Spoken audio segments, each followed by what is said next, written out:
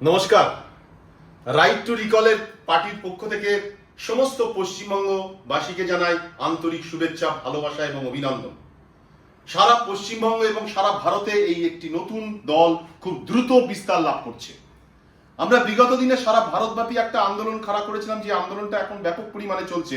সেটি হচ্ছে যে ইভিএমকে কিভাবে প্রোগ্রামিং করা হয়, যে আমরা কোনো মন পছন্দের কোনো প্রার্থীকে আমরা ভোট দিলে কিন্তু সেই ভোটটি অন্য জায়গায় চলে যাচ্ছে। সেটার আজকে ডেমনস্ট্রেশন আপনাদের সামনে দেখাবো, যে কিভাবে ভিভিপ্যাটের মধ্যে ধাঁধলি হচ্ছে। তো আমার ডান দিকে ভিভিপ্যাট আছে, দেখুন এই হচ্ছে ভিভিপ্যাট রয়েছে। আমরা এখানে আপনারা সবাই জানেন এর উপরে প্রার্থীদের নাম থাকে এবং তাদের চিহ্ন থাকে, তার উপরে আমরা চাপ দিই এবং ভোটটা সেখানে চলে যায়, কিন্তু ভোটটা অন্য জায়গায় চলে যায়। এখানে আমি তিনটে প্রার্থী দিয়েছি, তিনটে প্রার্থীর তিনটে চিহ্ন, একটা তরমুজ আছে, একটা আপেল আছে এবং একটা কলা আছে। তিনটে চিহ্ন আছে, কিন্তু এখানে আমরা প্রোগ্রামিং করে রেখেছি যে যে করে হোক আপেলকেই জেতাবো, যে করে হোক। যদি 100টা আমরা ভোট মারি কিন্তু আপেলে গিয়েই পড়বে, আপেলে গিয়েই পড়বে। যদি আমরা 100টা কলাতেই ভোট দিই তাও আপেল জিতবে, যদি আমরা তরমুজে ভোট দিই তাও আপেল জিতবে। তো এইরকম ভাবে একটা প্রোগ্রামিং করা থাকে, সেটা আপনাদের দেখাচ্ছি।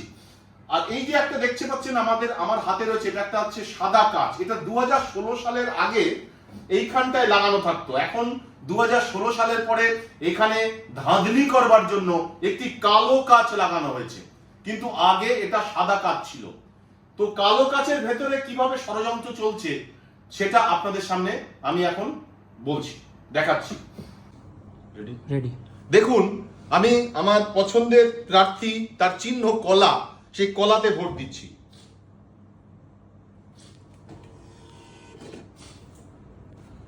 ঠিক আছে, কলাতে ভোট পড়েছে।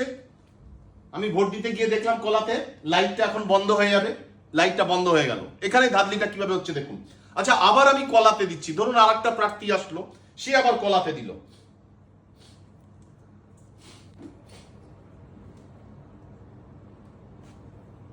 দেখতে পাচ্ছেন কলা, দ্বিতীয় কলা হলো। ঠিক আছে, এবারে আমি খুলে দেখাচ্ছি কি ভোট পড়লো।